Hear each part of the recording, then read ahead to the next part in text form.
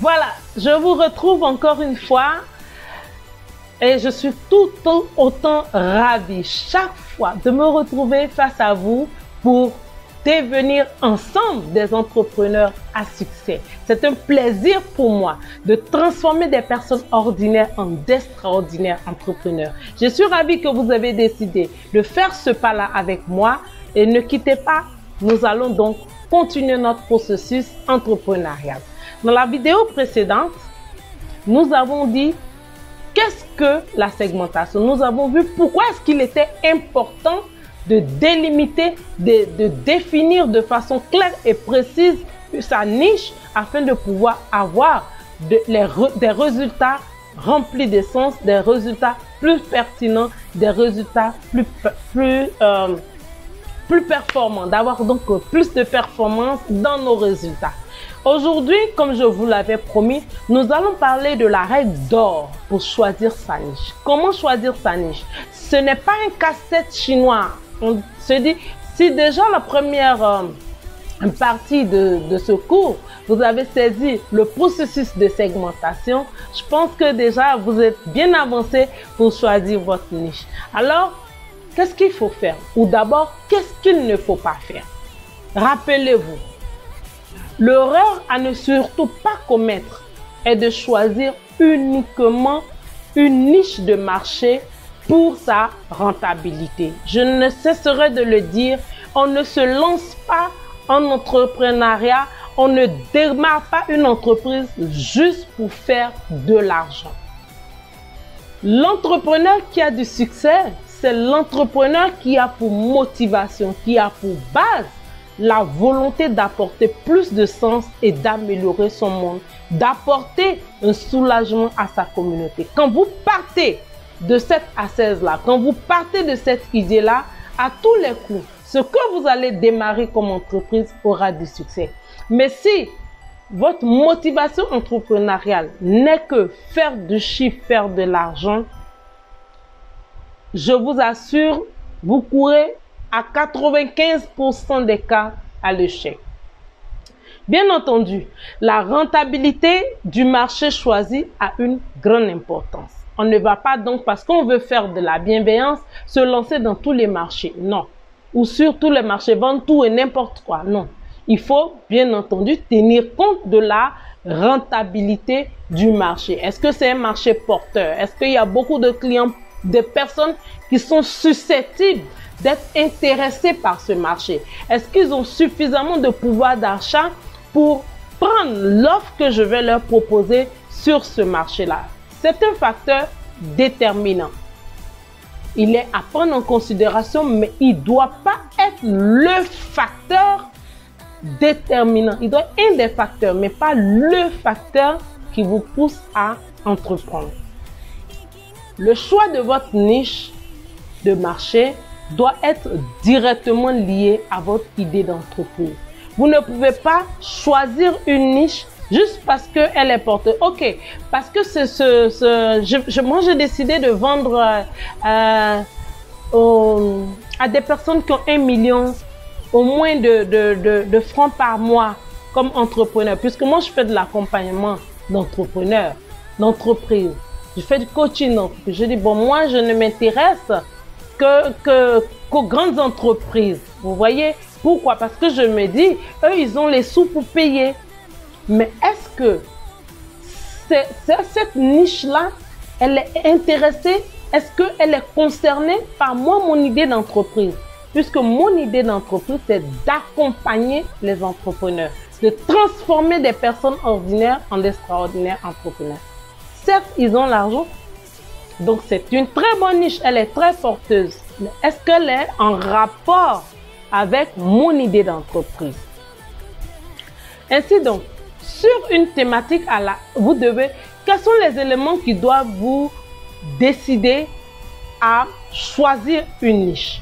Comment est-ce que vous pouvez trouver une idée qui est profitable et qui vous correspond? Comment? D'abord, vous allez choisir la thématique. C'est-à-dire sur quel thème vous allez lancer votre business. Vous allez vous lancer. Sur quel thème est-ce que vous allez entreprendre?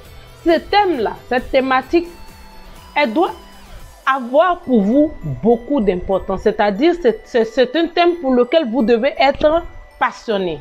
C'est le premier élément qui vous permet de choisir votre niche. C'est-à-dire, la niche là, elle doit être intéressée par une thématique qui vous passionne.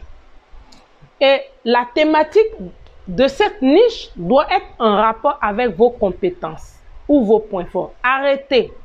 Certaines personnes pensent que, bon, parce que c'est en ligne ou bien parce que c'est tout et n'importe quoi. On peut se lever là du jour au lendemain et devenir coach comme beaucoup. Tout le monde est coach aujourd'hui sur Internet. Non.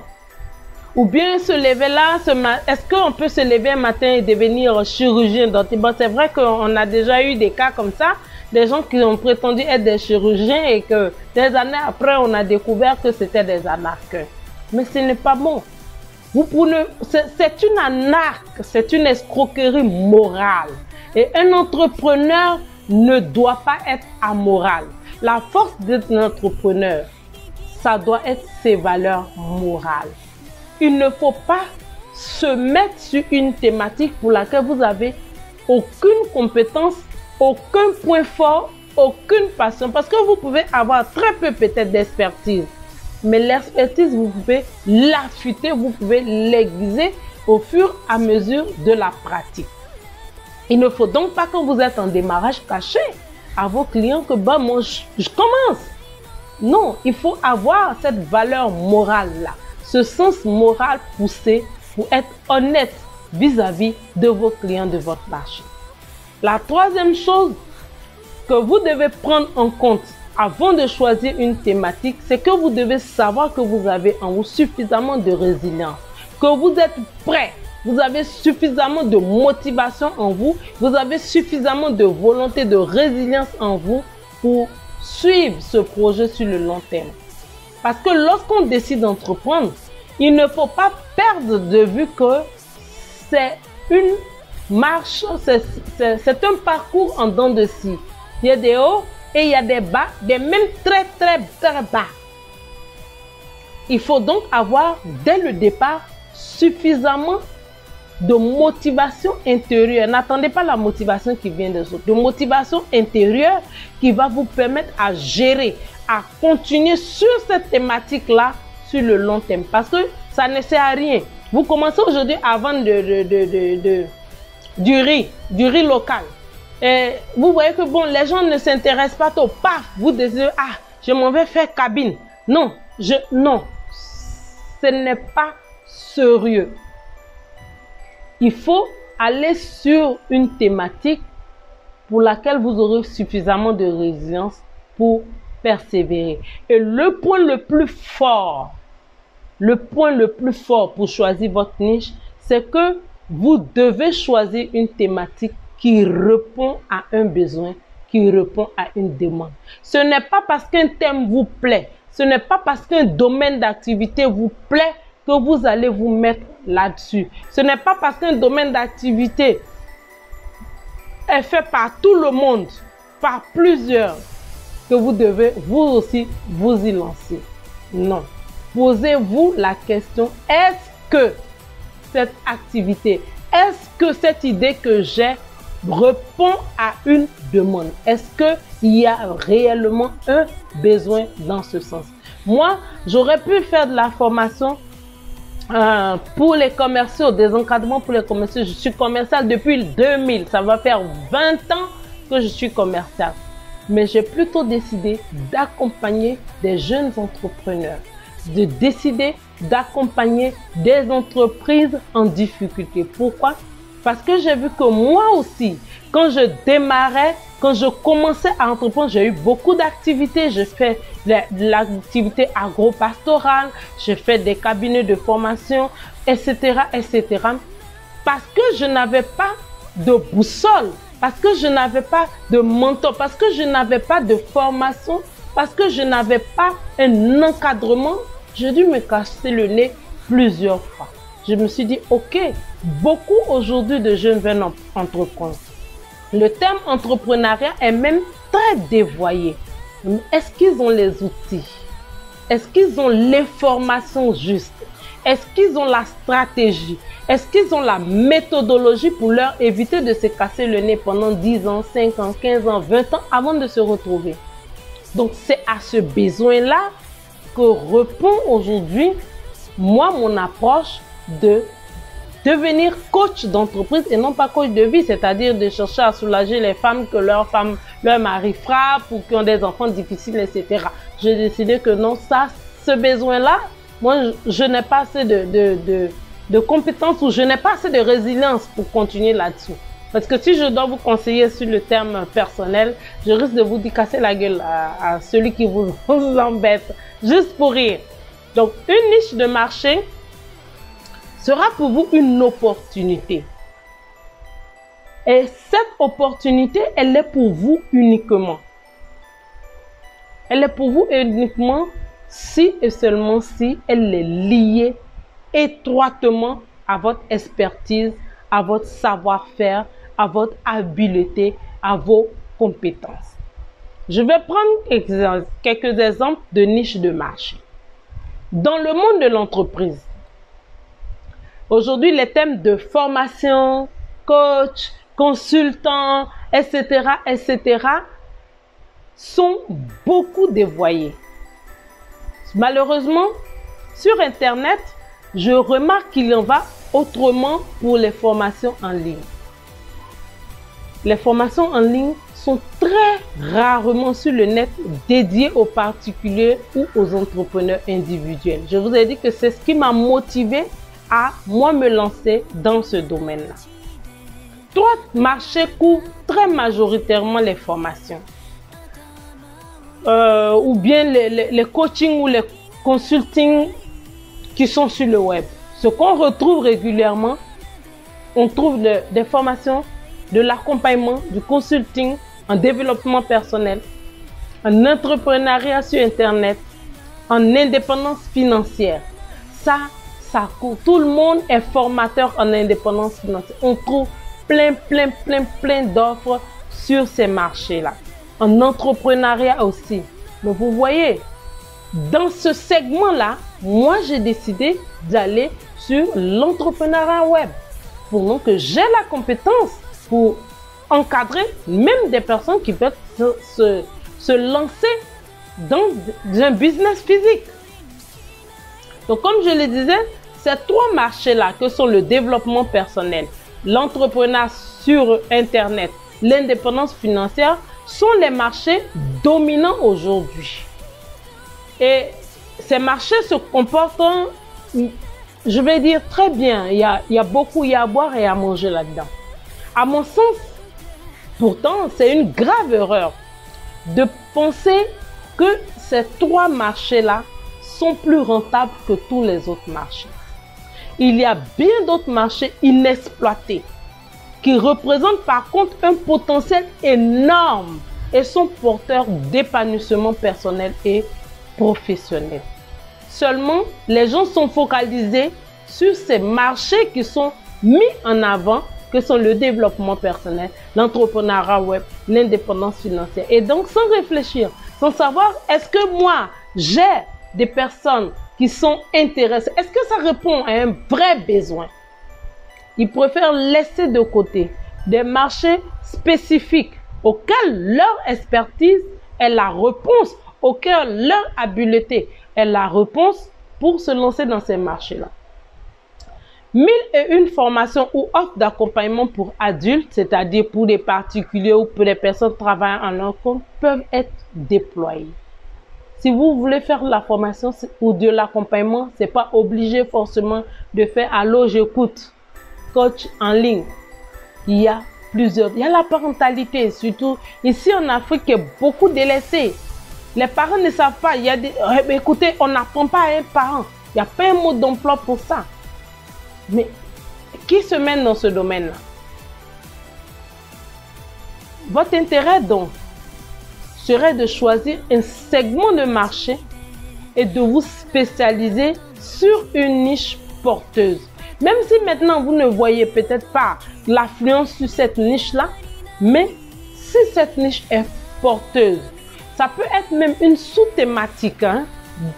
Ça peut être une sous-thématique précise que vous allez coupler à une clientèle précise.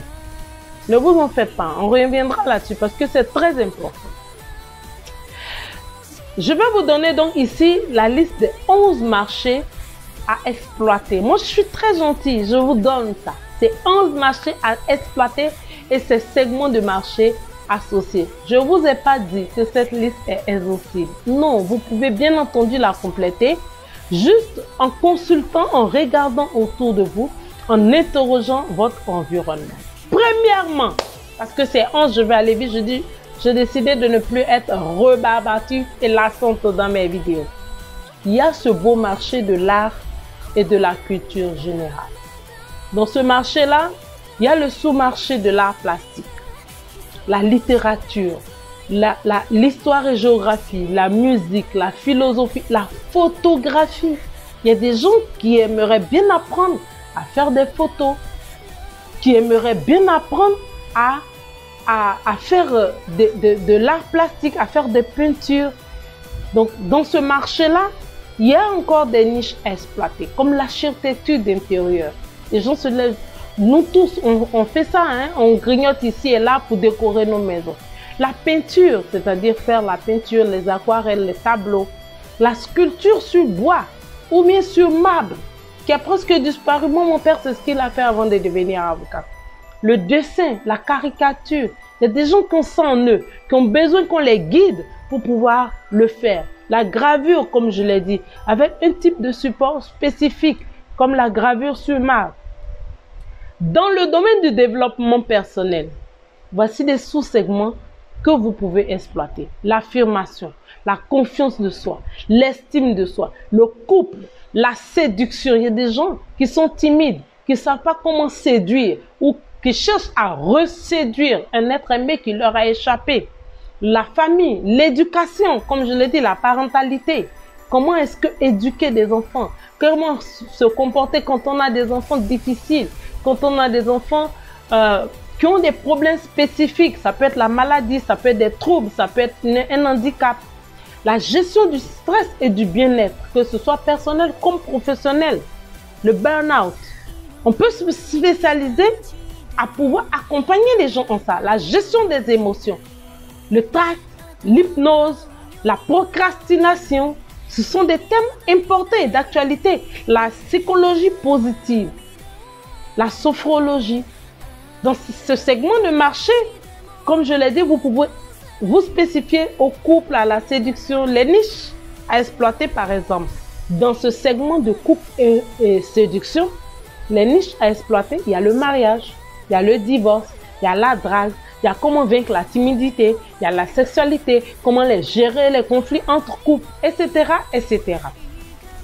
Sur le thème de l'efficacité professionnelle, c'est-à-dire, voici des thèmes sur cette thématique-là, bien communiquer, l'art de prendre la parole en public, la gestion du temps et l'organisation, l'innovation, la créativité, le leadership qui est bien en vogue aussi en ce moment, le management, parce qu'on n'est pas manager, ça s'apprend, les performances commerciales, les ressources humaines, comment trouver un emploi ou bien comment conserver un emploi, comment se remettre après d'avoir perdu un emploi. Je vous prends donc cet exemple-là. Un autre exemple dans ce segment de marché-là, si je prends celui de comment bien communiquer, dans ce segment-là, il y a le sous-segment comment gérer les conflits en entreprise ou bien gérer des conflits de personnes. Il y a la communication événementielle, il y a la relation presse, il y a comment réussir des entretiens, réussir encore des entretiens à distance, il y a la communication gestuelle, la communication verbale, non verbale, etc. Donc, sur ce domaine-là, donc, voici les différentes niches et sous-niches que vous pourrez trouver. Je vais maintenant sur le côté entrepreneuriat. Et je vais m'arrêter là. Le reste, vous l'aurez en tuto parce que je dis, je ne veux plus que la vidéo soit longue. Dans le domaine entrepreneuriat, pour finir là-dessus, il y a là le côté administratif, la comptabilité, le domaine même de la question de la création d'entreprise, le droit des affaires, la gestion de l'entreprise, la fiscalité et la parafiscalité, le marketing, la communication, la stratégie, les financements, comment est-ce que on peut trouver des financements, comment organiser un appel d'offres, ce sont des sous-thèmes qu'on peut enlever dans un segment particulier. Si je prends le segment, par exemple, de marché comme la création d'entreprise, les niches à exploiter sur ce sous-thème-là, c'est comment devenir freelance, comment lancer une start-up, comment monter une franchise, etc., etc. Donc, je vais m'arrêter ici et vous souhaitez donc de rester attentif. J'espère que vous avez retenu et que vous avez remarqué que si vous voulez devenir un entrepreneur 2.0, comme j'aime le dire, un entrepreneur web, vous devez nécessairement avoir une niche. Et quitte à lancer cela sur un blog, quitte à vous lancer par exemple dans la conception web, etc., etc., il est important de savoir choisir sa niche. Donc, je vais vous laisser là et à la prochaine vidéo. J'espère que je vous ai laissé un support sur la page des cours ainsi que un questionnaire, un workbook pour vous permettre de faire ensemble cette recherche-là, cette étude pour pouvoir segmenter et définir votre niche. À tout à l'heure, à la prochaine vidéo. À tantôt.